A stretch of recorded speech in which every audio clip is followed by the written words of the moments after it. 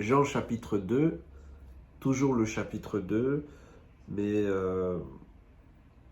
c'est la deuxième lettre. Hein. La deuxième lettre, elle est adressée à l'église de Smyrne.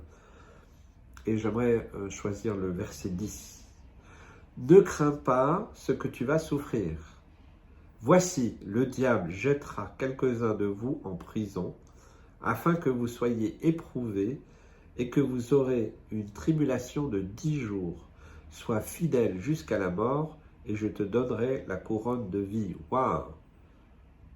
Personne n'a envie trop de s'attribuer ce verset. Hein. Ne crains pas. Donc c'est quelque chose qui vient d'abord pour nous rassurer. Ne crains pas, c'est ne t'inquiète pas. T'as rien à craindre. Alors c'est vrai, aujourd'hui, au XXIe siècle, de ce que je sais, de ce que j'ai entendu, eh bien, il y a plus de 360 millions de chrétiens persécutés dans le monde. C'est énorme. Ça ne fait que grandir. Ça n'a jamais diminué, ça ne fait que grandir. 360 millions, je ne sais pas si vous vous rendez compte. Donc, en France, on doit être 70 millions. C'est énorme. C'est énorme. Donc, voici, le diable jettera quelques-uns de vous en prison. Oui, nous avons des frères et des sœurs qui sont en prison, qui sont torturés, qui sont éprouvés, hein, qui ont des tribulations, qui sont fidèles néanmoins, même jusqu'à la mort. Alors, personne ne peut dire s'il va résister à la persécution. Au début, on ne cherche pas trop à être persécuté. C'est vrai, on ne va rien faire pour ça. Hein. Mais de toute façon, ne vous inquiétez pas, ça viendra. Ça viendra aussi dans nos pays dits modernes, industrialisés, civilisés, démocratie, j'en passe. Je suis persuadé, en tout cas c'est quelque chose que le Seigneur a mis sur mon cœur depuis longtemps, qu'il nous faut nous préparer à cela. Nous aussi, nous serons pris aussi, certains, pour aller en prison pour X sujets. Vous voyez, aujourd'hui, la Bible, on essaye de la raboter, il ne faut plus dire ça, il ne faut plus prononcer ça, voilà, sur toutes les questions éthiques, et j'en parle, on parle de genre et autres, eh bien, il y a déjà des persécutions. Alors là, il est question d'une tribulation de 10 jours. Bon, moi, je ne sais pas, je ne vais pas interpréter ce que je ne comprends pas. Est-ce qu'une tribulation en général, ça dure 10 jours? Je ne sais pas, je n'ai pas l'interprétation. La seule chose, c'est que, voilà, ne crains pas. Si tu es inquiet, oh, je ne veux pas être persécuté. Personne ne peut être persécuté. Seigneur, garde-nous de la persécution. Et si elle vient, ne crains pas. Ne sois pas dans la peur, dans la crainte, dans l'angoisse. Commence pas à prendre des somnifères pour dormir. Non, ne crains pas. Donc, d'abord, il nous rassure. Et sois rassuré, enfant de Dieu. Sois rassuré. C'est vrai. 360 millions de chrétiens persécutés. Il y en a qui sont dans les conteneurs, dans des cachots. Vous voyez, en Corée du Nord, quelqu'un qui est surpris en train de lire la Bible ou en prier, c'est toute la famille qui est emmenée dans des camps. Toute la famille. Et beaucoup n'en reviennent jamais. Hein? Certains sont libérés, mais c'est très très peu.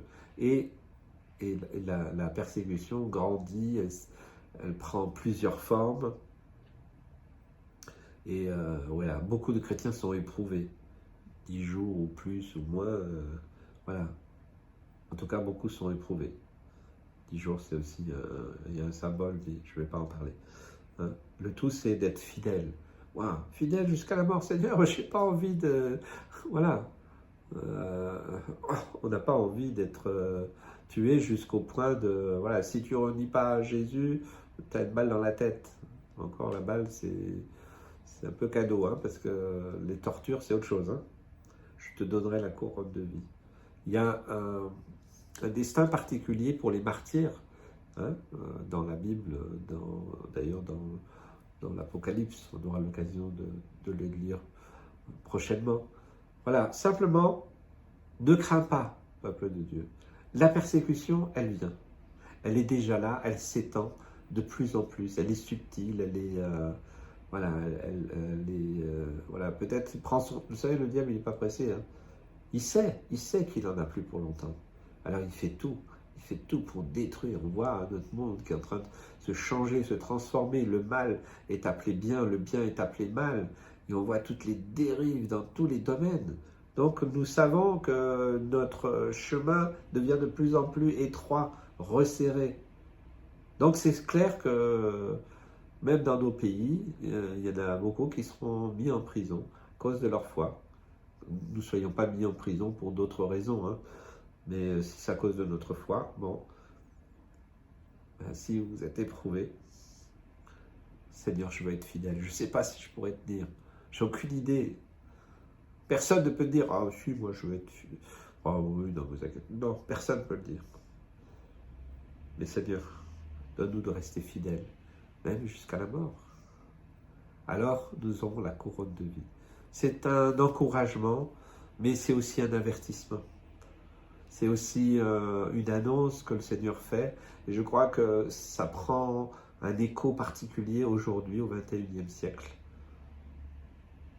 Et je crois vraiment, pour avoir reçu ça dans mon cœur, que ces temps arrivent.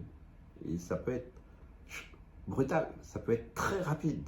Hein, nos démocraties, entre guillemets, elles sont en train de basculer dans une forme de dictature dans certains endroits du monde. Et c'est subtil. Hein. Et on s'attaque à quoi? Eh bien, on s'attaque à la foi, à ceux qui croient, ceux qui espèrent, pour contrôler, pour manipuler. Donc, je crois qu'on est vraiment très proche de ces temps-là. Et alors qu'aujourd'hui, on pense que c'est seulement ceux qui sont au loin qui sont persécutés, non, ça arrive. Mais ne crains pas. N'aie pas peur.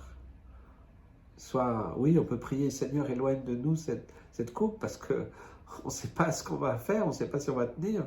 Mais si ça arrive, Seigneur, qu'on reste fidèle, même jusqu'à la mort.